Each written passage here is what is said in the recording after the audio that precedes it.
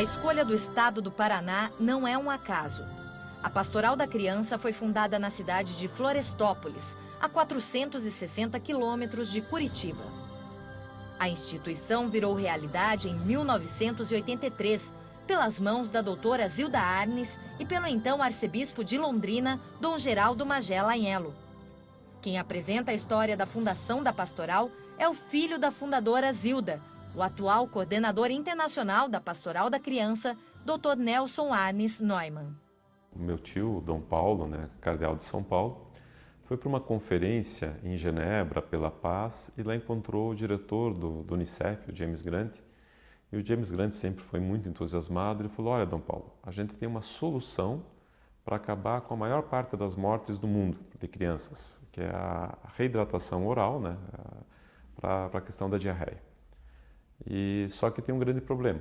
A gente não consegue fazer chegar essa solução até quem precisa. E a gente soube, o James Grant falou, que a Igreja Católica no Brasil chegava até os mais pobres.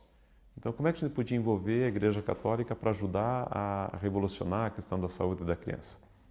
Daí Dom Paulo voltou aqui para o Brasil, encontrou com minha mãe, que era médica, pediatra, sanitarista, funcionária concursada da Secretaria aqui de Estado da Saúde, e falou para ela da conversa. Então a mãe, puxa, é interessante, procurou o Unicef daqui. Então começaram um embrião da Pastoral da Criança. Onde é que a gente pode começar? Ela falou: eu moro no estado do Paraná, sou funcionária daqui, é mais fácil se a gente trabalhar no estado do Paraná. Daí aonde? Bom, tem que ser um lugar que tem alta mortalidade. Onde é que tem mortalidade? Naquela época o estado do Paraná tinha mortalidade em diversos municípios, mas um deles chamava a atenção e ficava na Arquidiocese de Londrina. E como a mãe fez o curso de sanitarista em 77, em São Paulo, morou na casa de Dom Paulo, e na época o padre Geraldo Agnello, era assessor de Dom Paulo, muito próximo, ela conheceu muito e falou: puxa, Dom Geraldo agora é arcebispo, a gente podia começar lá, que tem a pobreza, tem um ambiente próprio e fica dentro do estado do Paraná. E assim começou a Pastoral da Criança. Dom Geraldo Magela, hoje cardeal e arcebispo emérito de São Salvador, na Bahia, comentou por telefone como foi a criação da pastoral dentro da Arquidiocese de Londrina. Como eu participei desde o começo, nós estivemos sempre juntos no estudo, na preparação. Então, a reação era unânime e condividida com ela, porque nós chegamos a uma determinação de procurar fazer com que as crianças, a mortalidade infantil caísse drasticamente. Continuar. Nós não olhamos para o que, não buscamos dizer que somos aqueles que conquistaram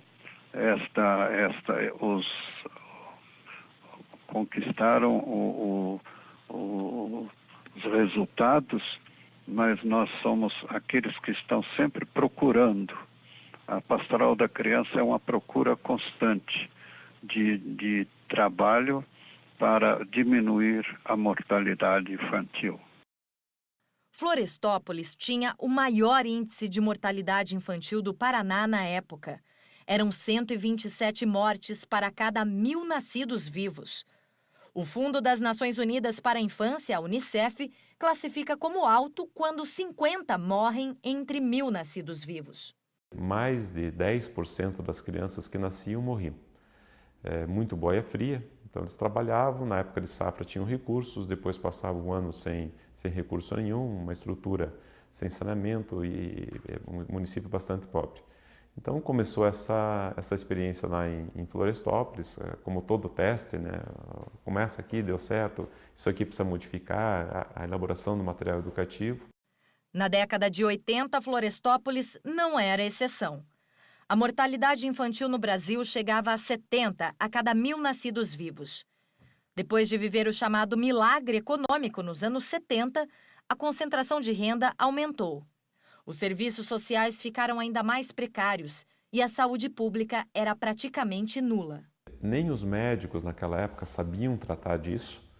O nosso hospital de clínicas aqui em Curitiba, a gente tinha, por exemplo, das vagas de UTI, eram 14 vagas, o doutor Israel Cate colocou na época um limite, no máximo 10 para criança com desidratação, porque se deixasse, todas as vagas da UTI iam para essas crianças que eram muito difíceis de manejar.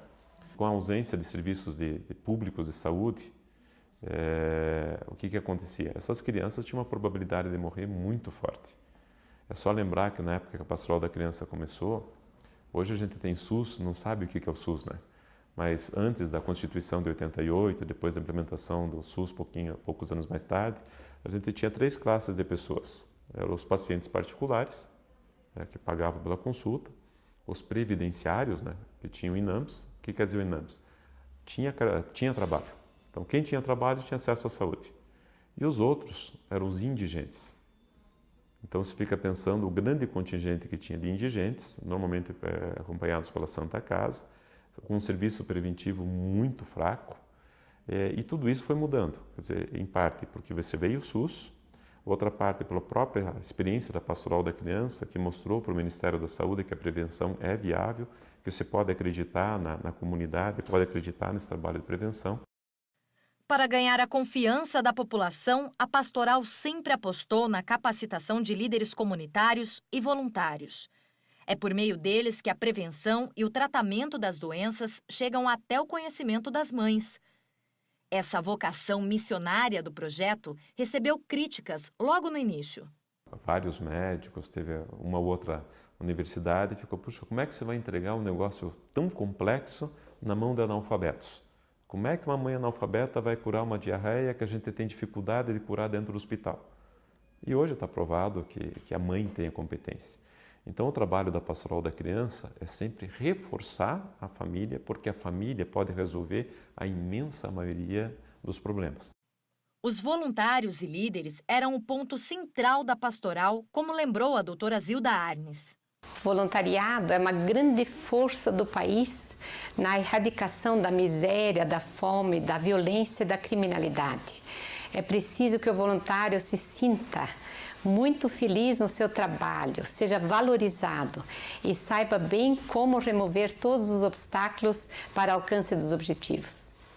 A gente precisa demais dos voluntários, porque o conhecimento ele só pode chegar através de pessoas, né? A gente tem uma tradição oral muito forte, né? De a gente aprender e partilhar, mas as dúvidas também surgem no dia a dia, então voluntários para aprimorar as novidades que surgem.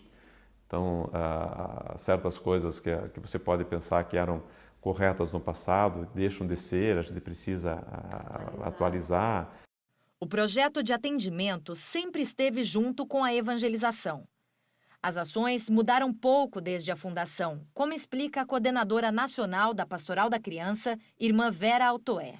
A Pastoral da Criança, na verdade, desde que ela nasceu, ela nunca mudou o foco dela. Primeira coisa que um líder tem que fazer, ele tem que ser capacitado no guia do líder. E essa capacitação demora assim, umas 50 a 60 horas, dependendo muito do público-alvo, né? Que são líderes que vivem na comunidade. Então, essa é a primeira missão. A segunda missão da Pastoral da Criança é fazer a visita. E a gente fala muito assim de Nossa Senhora que visitou Maria, sua prima Isabel.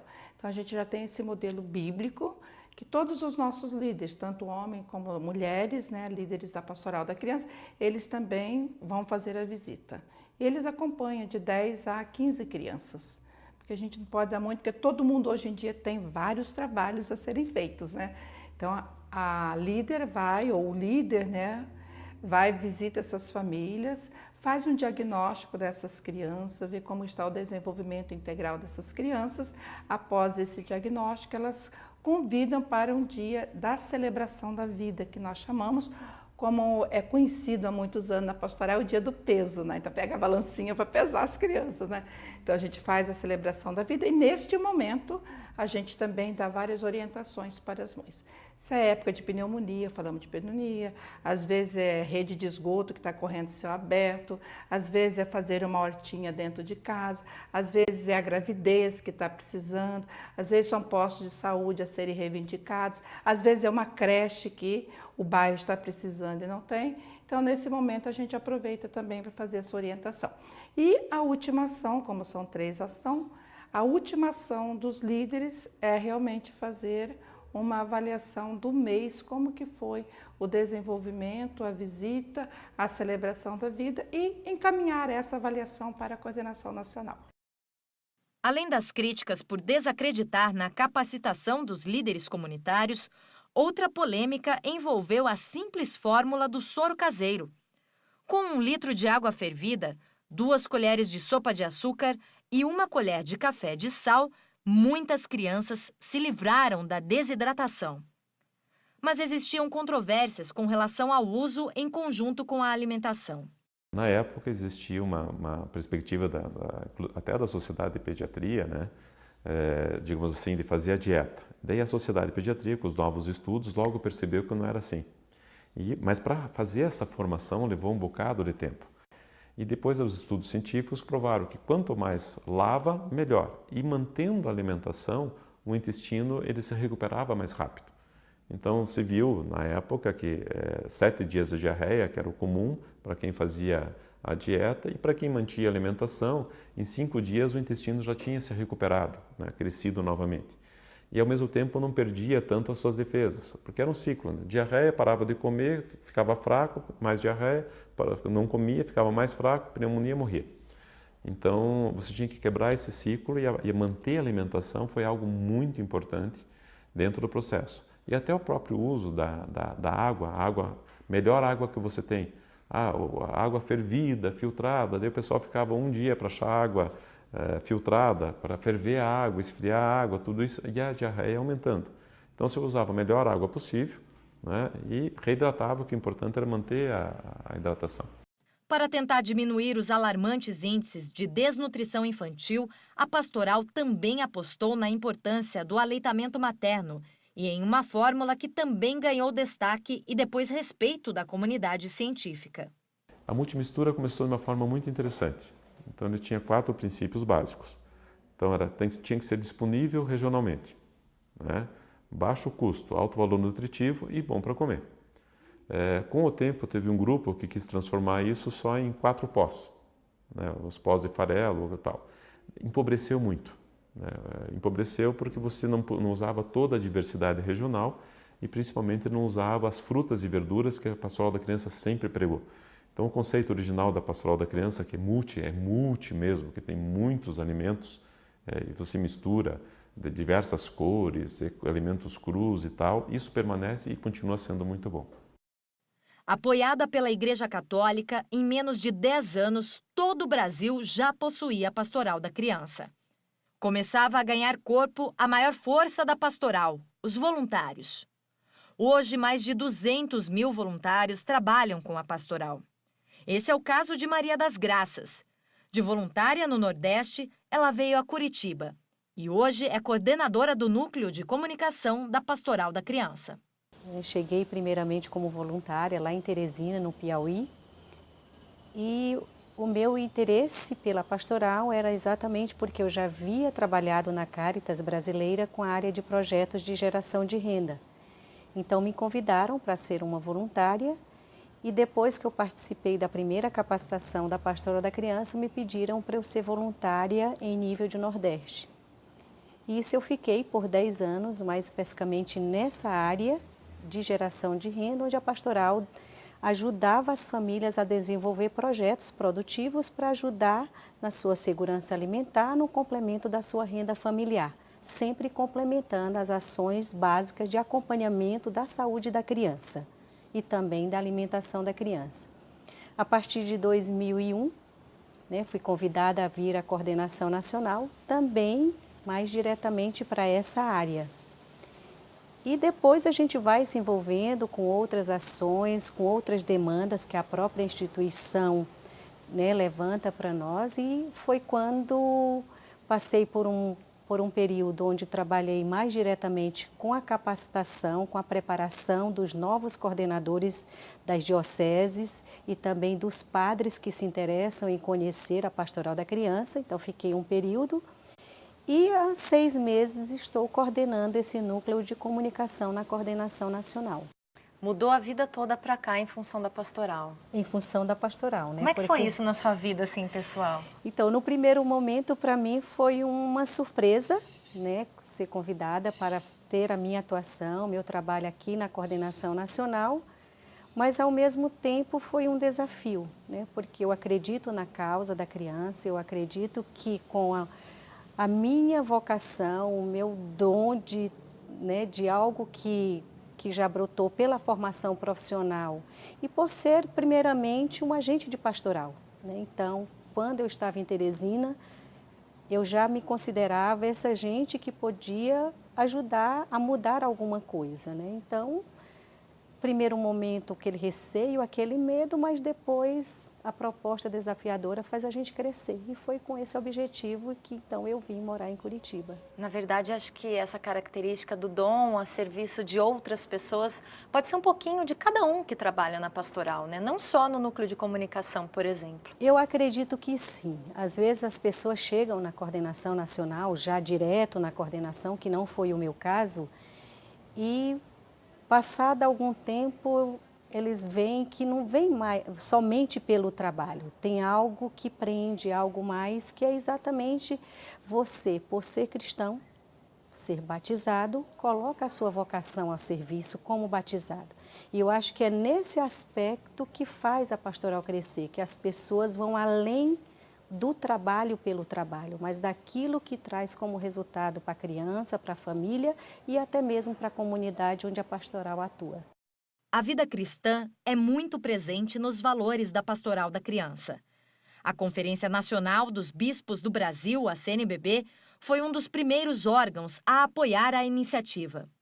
O recrutamento dos voluntários, na maioria das vezes, ainda é feito nas paróquias. Um dos locais é Curitiba, cidade sede da pastoral. Em primeiro lugar, é a formação das voluntárias e dos voluntários que trabalham nessa pastoral. É claro que a igreja não pode se eximir dessa responsabilidade, porque, sendo uma pastoral, é claro que nós, bispos, sacerdotes, devemos dar, assim, todo o apoio para que, de fato, cada vez mais desperte essas pessoas que se dedicam a esse serviço e que recebem a formação nas próprias comunidades, como são as nossas paróquias.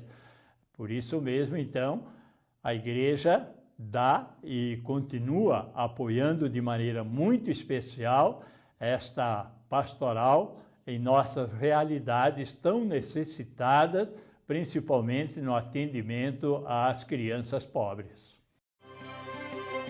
O resultado da ação em Florestópolis e a expansão da Pastoral da Criança. Não saia daí.